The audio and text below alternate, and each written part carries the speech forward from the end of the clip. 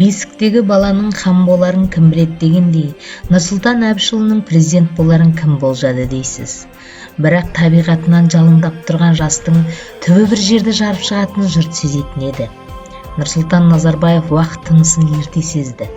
Қазақ жастары атын естісе де затын білмейтін бүкіл одақтық екпінді құрылысқа жазылды. Өз жолын даңғылын тапты. 1940 жылы 6 шілдеде Іле Алатауының баурайындағы Үшқоңыр жайлауында Әбіш пен Әлжан Назарбаевтардың шаңырағында дүниеге келген. Отбасында Сұлтан деп аталған ұланның балалық шағы соғыстың сұрапыл жылдарына және соғыстан кейінгі ауыр кезеңге тұспа-тұспы келді. Бұл ел әлі аш-жалаңаштықтан арыла қоймаған ауыр кезең еді. Нұрсұлтанның балалық шағы ұзаққа созылған жоқ.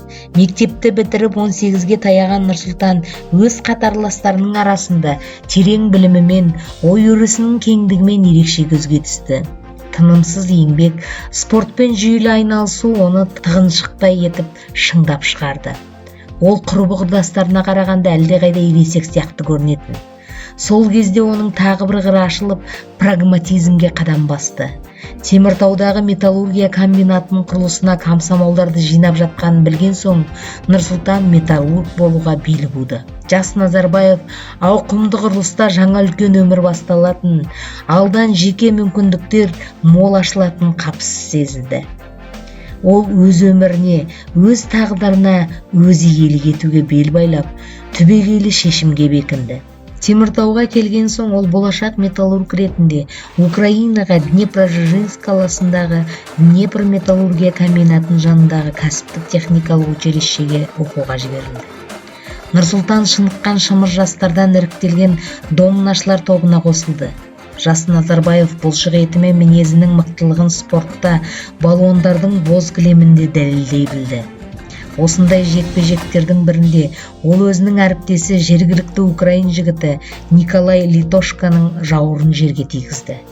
Миколаның әдепкідегі таңғалуы кейіннен құрметке ауысып, қазақ Назарбаев пен украин Литошка арасындағы мызғымас достыққа ұласты. Нұрсұлтан Литошка отбасының жиі барып тұратын қадірлі қонағына айналды. Теміртауға оралғаннан кейін Нұрсұлтан Назарбаев өмірбаянының жалынды кезеңі басталды.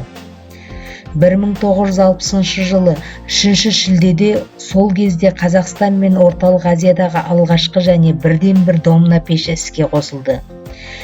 Бұл Қазақстан магниткасы Қарағанды металлургия зауытының өмірге келген күні болып саналады.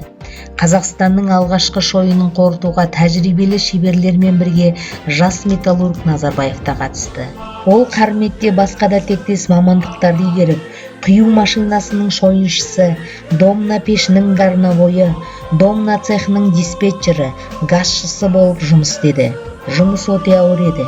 Кейбіреулер алапатсыздық пен қиындыққа шыдамай есінен танып, мұрындарынан қан саулап жататын. Көптеген жастар осыған төзе алмай кетіп қалды. Бірақ Назарбаев олардан қатарынан емес еді. Ол бәріне шыдауға ант берді және шыдай біліп, жұмысты дөңгелетіп әкетті. Алдыңғы қатарлы жұмысшы, комсомол мүшесі ретінде Назарбаев БЛКЖО съездері мен жастар фестиваліне жиі жіберіліп тұрды. Ол танымал бола бастады. Өндіріс үздігі Назарбаевтың суреті орталық баспасөзде де басылды. Жас металлург жұмыстастары арасында үлкен құрмет пен беделге ие болды. Сондықтан ол партияға өткеннен кейін цех парторгы болып сайланды. Зауыттың жолдамасы бойынша Назарбаев өз цехындағы бірнеше жігітпен бірге Қарағанды политехникалық институтына түсті.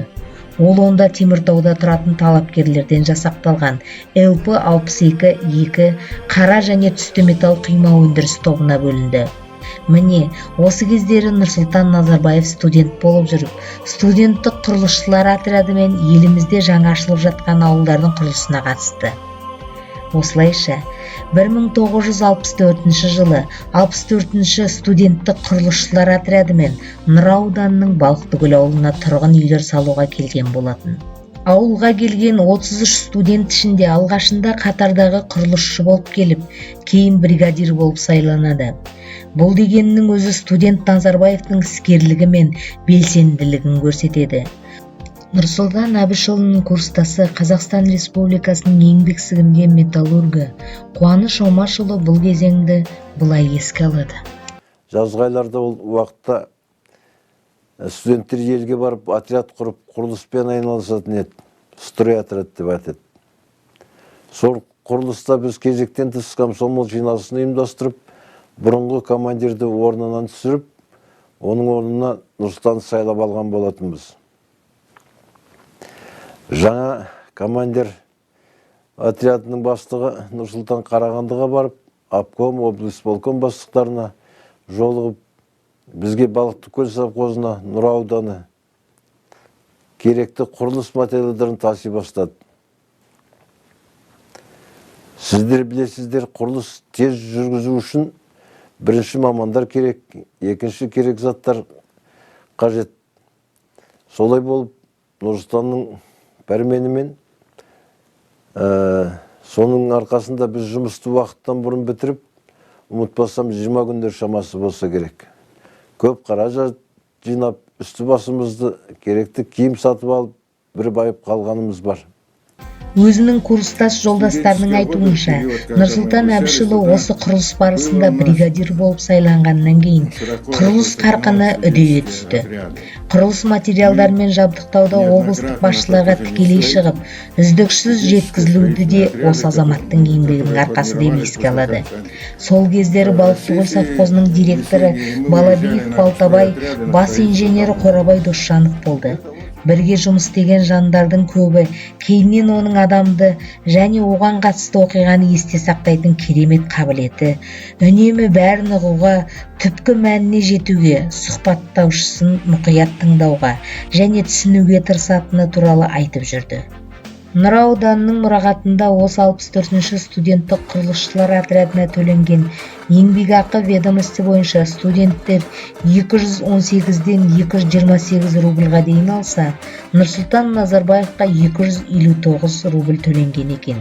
Сонымен қатар Балықтыкөл совхозы директорының 1964 жылғы нөмір 69 бұйрығымен мерзімінен бұрын үйлердің құрылысын аяқталған үшін 64-ші студенттік құрылыс отрядына алғыс жарияланған. Бүгінде Нұра ауданының тұрғыны, еңбек ардагері, сол кездегі Балықтыкөл совхозының бас инженері Қорабай Досжановтың айтуынша, жапан түзде бой көтерген жаңа ауылдың іргетасын қалаудағы бұл студенттердің еңбегі зор еді.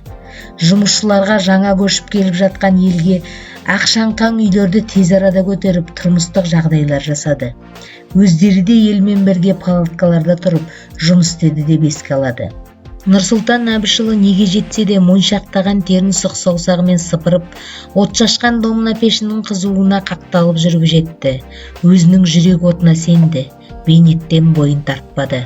Өмірдің ыстық суығына алмас қылыштай суарылып өсті. 1991 жылғы 16 желтоқсанда Қазақ КСР жоғарғы кеңесі республиканың мемлекеттік тәуелсіздігін жария етті. Нұрсұлтан Назарбаев тәуелсіз Қазақстан Республикасының президенті қызметіне кірісті. Нұрсұлтан Әбішұлы Назарбаев әлемнің қазіргі тарихындағы кемеңгер тұлға. Елбасы жер жаһанға мемлекеттің бейбіт және ядролық қарусыз саясатын паш етті. Қазақстанды жоғарғы халықаралық деңгейге шығарған ұлы тұлға деп білеміз. Осымен бүгінгі музейлік сабағымыз аяқталды. Назарларыңызға рахмет.